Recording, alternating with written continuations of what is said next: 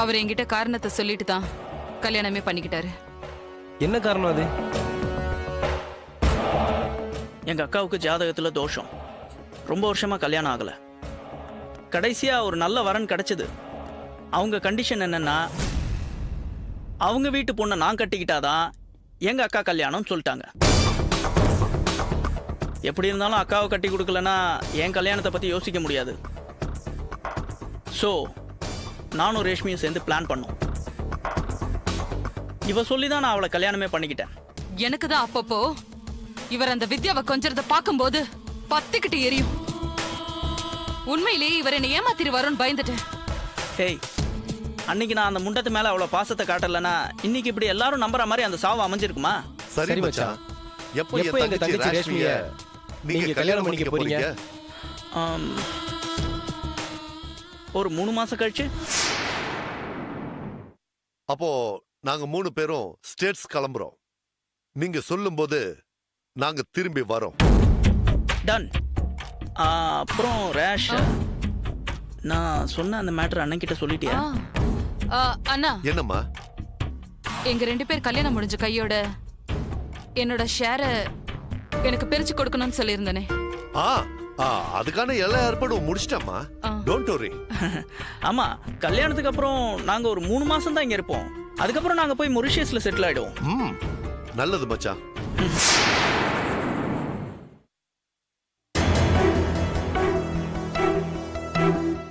என்ன பண்ணணும்?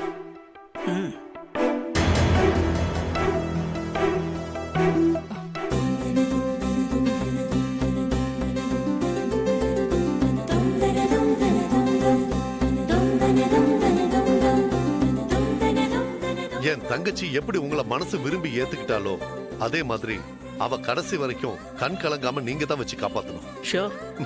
வாங்க. நீங்க 2 பேரும் சந்தோஷமா பல்லாண்டு காலம் சிறப்பா வாழணும். அதான் என்னோட ஆசை. நிச்சயமா.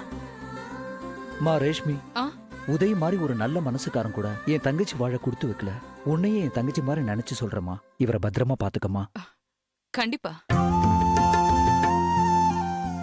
வித்யாவை உயிர்க்குயிரா விரும்பி கல்யாணம் பண்ணிக்கிட்டவன் மறுபடியும் ஒரு பொண்ணை மனசார ஏத்துக்குவானு ரொம்ப பயந்துட்டே இருந்தேன். நல்ல வேலையா என் தம்பிய காலேஜ் காலத்துல இருந்தே புரிஞ்சுக்கிட்ட நீ அவனை ஏத்துக்கிட்டதுல எனக்கு ரொம்ப சந்தோஷமா. தேங்க்ஸ். இன்னாருக்கு இன்னாருன்னு கடவுள் எழுதி வச்சிருக்காருன்னு சொல்லுவாங்க.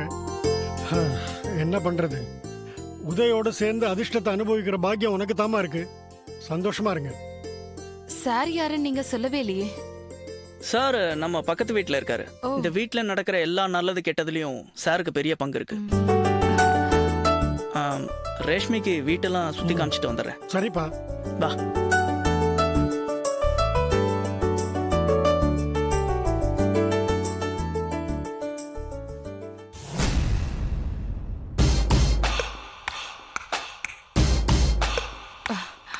நைஸ்.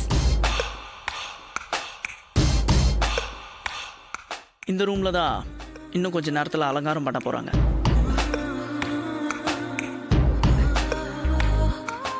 நம்மளோட ஃபர்ஸ்ட் நைட் இங்கதான் நடக்க போகுது. ஆமா, நம்ம மேல யாருக்கும் எந்த சந்தேகமும் வரல? வரல. ஆனாலும் நீ ரொம்ப பயப்படுறப்பா. ஹே, பயம்லாம் கிடையாது. ஆமா, அந்த பெருசு ஏதோ உன்கிட்ட கேட்டுச்சு, நம்ம 2 பேருக்குள்ள ஏற்கனவே பழக்கம் இருக்கான்னு கேட்டுச்சு. அப்படிதானே? ஆமாமா, நாம சிரிச்சு பேசிட்டு இருந்தோம்ல, அத பார்த்து அப்படி கேட்டாரு. இந்த மாதிரி தான் யாருக்கும் எந்த டவுட்டும் வந்துடக்கூடாது. ஓகேவா?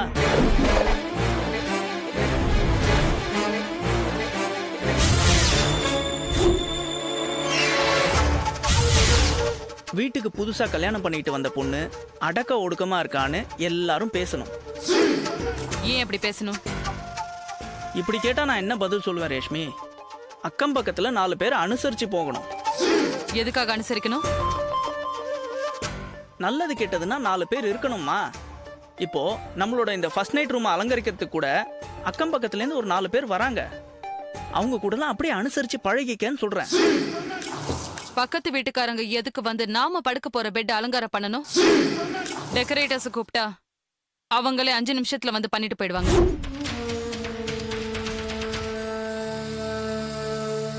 இந்த மாதிரி அடுத்தவங்களுக்காக வாழ்ற மாதிரி நடிக்கிறத நீ எப்ப நிறுத்துறியோ அப்பதான் நீ உருப்படுவ.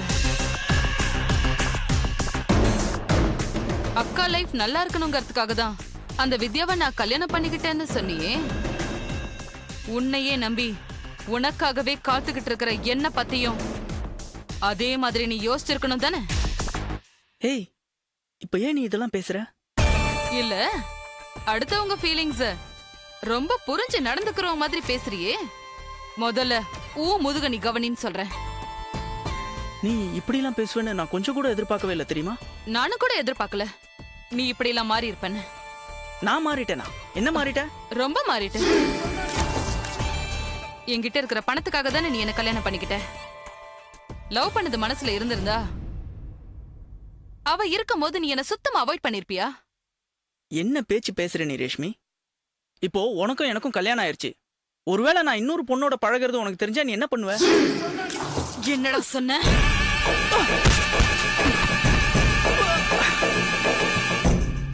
கொன்னுடுவேன். ரேஷ்மி, ஏய், அப்படியே மெரிச்சனா இன்னொரு வாட்டி வேற பொண்ணுங்களை பாக்குற வேலை வச்சுக்கிட்ட என் அண்ணனுங்க கிட்ட சொல்லி அன்னைக்கு நீ என்ன தூக்கி போட போனிய ஒரு குவாரி அங்கேயே தூக்கி போட்டுற சொல்வேன். இங்க பார், ஒன்ன நியாயப்படுத்திக்கிற வேலையெல்லாம் என்கிட்ட வேணாம். நான் சொல்லும் போது மட்டும் என்ன நீ லவ் பண்ணணும். அது மட்டும் தான் உன் வேலை.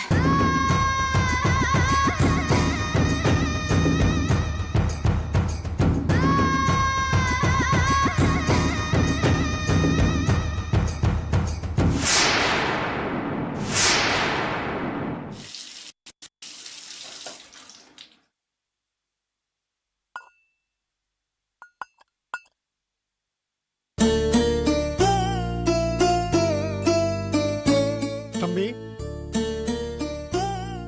வாங்க மாமா. காஃபி கொஞ்சம் சாப்பிட்றீங்களா? இருங்க கொண்டு வரேன். பரவாயில்லப்பா. வித்யா இருந்த வரைக்கும் உங்களை ஒரு நாள் கூட நான் கிச்சன் பக்கமே பார்த்ததில்ல. இப்ப நீங்க கிச்சன்ல இருந்து வர்றதை பார்க்கும்போது இந்த வீட்டுல யாரோட ஆட்சின்னு ரொம்ப நல்லா புரியுது.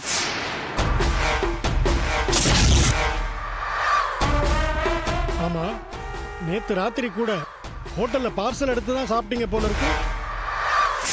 தம்பி, உங்க மேல ஆசை ஆசையா இருந்த பொண்ணு ஏதோ அல்பாயுஸ்ல போயிட்டா கூட அது மனசு உங்களே தான் சுத்தி சுத்தி வந்துட்டு இருக்கும்.